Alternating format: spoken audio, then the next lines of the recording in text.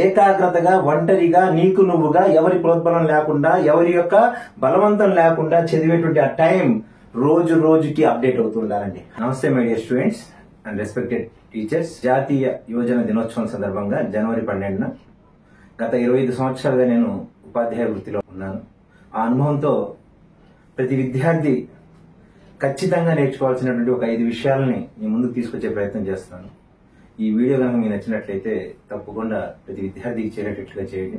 ఈ వీడియో చూస్తున్నటువంటి ప్రతి ఒక్కరు కూడా, మీరు పేరెంట్స్ అయితే మీ చిల్డ్రన్ చెప్పండి, అదే మీరు టీచర్స్ అయితే మీ స్టూడెంట్స్ చెప్పండి, మీరు స్టూడెంట్స్ అయితే మీ ఫ్రెండ్స్ కి షేర్ చేయండి.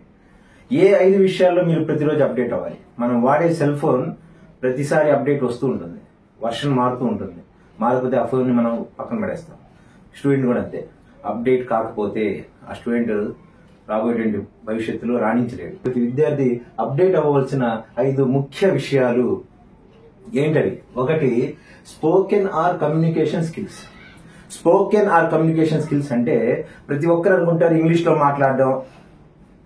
మాట్లాడడం కాదండి, మన మనసులో ఉన్నటువంటి భావనని సరిగా వ్యక్తపరచడం, ఎదుటి వ్యక్తికి అర్థమయ్యేట్టుగా మాట్లాడడం. ఆ మాట్లాడడానికి ఉపయోగపడేటువంటి భాషలు ముఖ్యమైనవి ఏవి అంటే ఇంగ్లీష్, హిందీ, మీ మాతృభాష.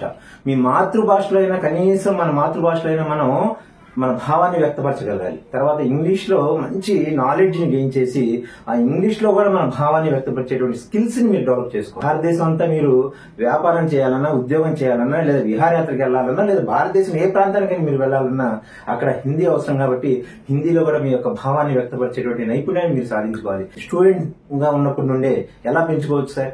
చిన్న చిన్న మీటింగ్స్ జరుగుతుంటాయి, లేదా ఏదైనా ఫంక్షన్ జరుగుతుంటాయి మీ స్కూల్లో, ఆ స్కూల్ లేదా కాలేజీలో, వాటిలో మీరు పాల్గొంటూ ఉండండి. మాట్లాడడానికి, అలాగే ఏదైనా డిబేట్ లో పాల్గొనడానికి, లేదా నలుగురు కలిసినప్పుడు మీరు ఆ విషయాన్ని గురించి చెప్పడానికి ట్రై చేస్తూ ఉండండి. ఎగ్జాంపుల్, మీ ఇండిపెండెన్స్ డే సంబంధించి ఏదైనా ప్రోగ్రామ్ జరుగుతున్నారు, ఎవరైనా నేమ్స్ ఇవ్వండి అన్నారు అనుకోండి, మీరు సైలెంట్ గా ఉండదు, నేమ్ ఇవ్వండి, వెళ్ళండి, రెండే విషయాలు మాట్లాడండి. ఈ రోజు happy independence day to all అని చెప్పిరండి. అందరికీ స్వాతంత్ర దినోత్సవ శుభాకాంక్షలు అని చెప్పిరండి, తప్పేం లేదు. కానీ మీ ఫీలింగ్ ని వ్యక్తపరచడం ముఖ్యమైనది. అది ఎప్పటి నుండి వస్తుంది సార్? ఎప్పటి నుండి నేర్చుకోవాలి సార్? మీరు ఏ క్లాస్ చదువుతున్నారో అక్కడి నుండి మొదలు పెట్టండి. ఈ రోజు యూత్ డే కాబట్టి యూత్ కూడా ఈ మెసేజ్ ని తీసుకుంటారని ఆశిస్తున్నాను. ఈ రోజు నుండి మీరు ఎక్కడ అవకాశం ఉంటే అక్కడ మీరు మాట్లాడడానికి, మీ కమ్యూనికేట్ చేయడానికి, మీ యొక్క భావాన్ని వ్యక్తపరచడానికి ప్రయత్నం చేసినట్లయితే ప్రతిరోజు ఇది జరుగుతుండాలండి. ఇక్కడ నుండి మీరు ప్రతిరోజు ఈ పాయింట్ లో ఆలోచించండి. నేను నా కమ్యూనికేషన్ స్కిల్స్ ని పెంచుకోవాలి. ఏ లాంగ్వేజ్ లో పెంచుకోవాలి? ముఖ్యమైనది ఇంగ్లీష్ లో పెంచుకోవాలి, హిందీలో పెంచుకోవాలి, మీ మాతృభాషలో పెంచుకోవాలి. రెండోది మ్యాథమెటికల్ స్కిల్స్. మ్యాథమెటికల్ స్కిల్స్ అంటే నథింగ్ బట్ అండి, నెంబర్ సిరీస్ లాంటివి, న్యూమరికల్ లాంటివి, లేకపోతే ఆల్ఫాబెట్ సిరీస్ లాంటివి, లేకపోతే వెన్ డయాగ్రమ్స్ లాంటివి, లేకపోతే మీకు లాజికల్స్ క్వశ్చన్స్ కానీ, అలాగే ఎల్సిఎం, హెచ్సిఎఫ్ లాంటివి కానీ, రేషియోస్ కానీ, క్యూబ్స్ కానీ, అలాగే ట్రిగ్నామెట్రీ కానీ, బేసిక్ గా మీరు వాటిని చేయగలిగేటువంటి స్కిల్ ని ఇంప్రూవ్ చేస్తూ ఉండాలి. అంటే day by day me mathematical skills లో కూడా మీరు ఇంప్రూవ్మెంట్ ఉండాలి. దానికోసం ట్రిక్స్ వాడతారా, లేకపోతే నెంబర్ ఆఫ్ ప్రాక్టీస్ చేస్తారా, అది కూడా ప్రతి రోజు జరగాలని నేను రిక్వెస్ట్ చేస్తాను. ఎందుకంటే రాబోయే ఫ్యూచర్ లో మీరు ఏ ఎగ్జామ్ రాస్తున్నా కూడా ఈ మ్యాథమెటిక్స్ సంబంధించిన బేసిక్ కొంత అనేది అడగడం జరుగుతుంది. అందుకోసం ఈ మ్యాథమెటిక్స్ స్కిల్స్ అనేటువంటి విషయంలో కూడా మీరు ఎప్పుడు కూడా మైండ్ లో ఇది ఉండాలండి, నేను ఇంప్రూవ్ చేసుకోవాలనేటువంటి ఆలోచన కలిగి ఉండాలి. మూడవది కంప్యూటర్ స్కిల్స్. కంప్యూటర్ స్కిల్స్ అంటే Excel, word pad, language, MS Office, MS Word, లేకపోతే లాంగ్వేజ్ అంటే C++, జావా, పైథాన్, ఎలాగైతే డెవలప్ అవుతూ వచ్చిందో, ఇప్పుడు ప్రజెంట్ ఎంతైతే ఇంపార్టెంట్ వచ్చిందో, అలా మీరు ఆ ఇన్ఫర్మేషన్ టెక్నాలజీ సంబంధించినవి, అలాగే కంప్యూటర్ సంబంధించినటువంటి ఇంప్రూవ్మెంట్ అనేది మీకు జరుగుతుందా లేదా, అలాంటి కోర్సెస్ మీరు చేస్తున్నారా, అలాంటివి ఆన్లైన్ లో కూడా చేసేటువంటి వెసులుబాటు ఉందండి. అలాంటివి కూడా మీరు అబ్జర్వ్ చేస్తూ ఉండాలి. Next 4th one, general knowledge and current affairs. మనం అవేర్నెస్ కలిగి ఉండాలి, జనరల్ నాలెడ్జ్ కలిగి ఉండాలి. వరల్డ్ మొత్తం మీద మనకి అవుట్లైన్ ఉండాలండి.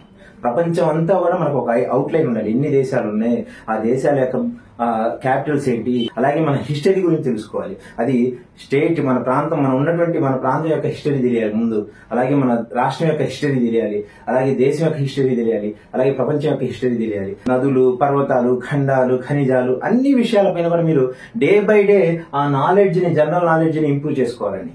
ఇదే కానీ జనరల్ నాలెడ్జ్ లో మనకి సైన్స్ కి సంబంధించిన విషయాలు కూడా మనం నేర్చుకోవాల్సి ఉంటుందండి.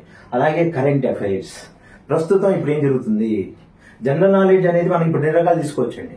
ఒకటి స్టాండర్డ్ జీకే అంటాం మనం, రెండోది కరెంట్ అఫైర్స్.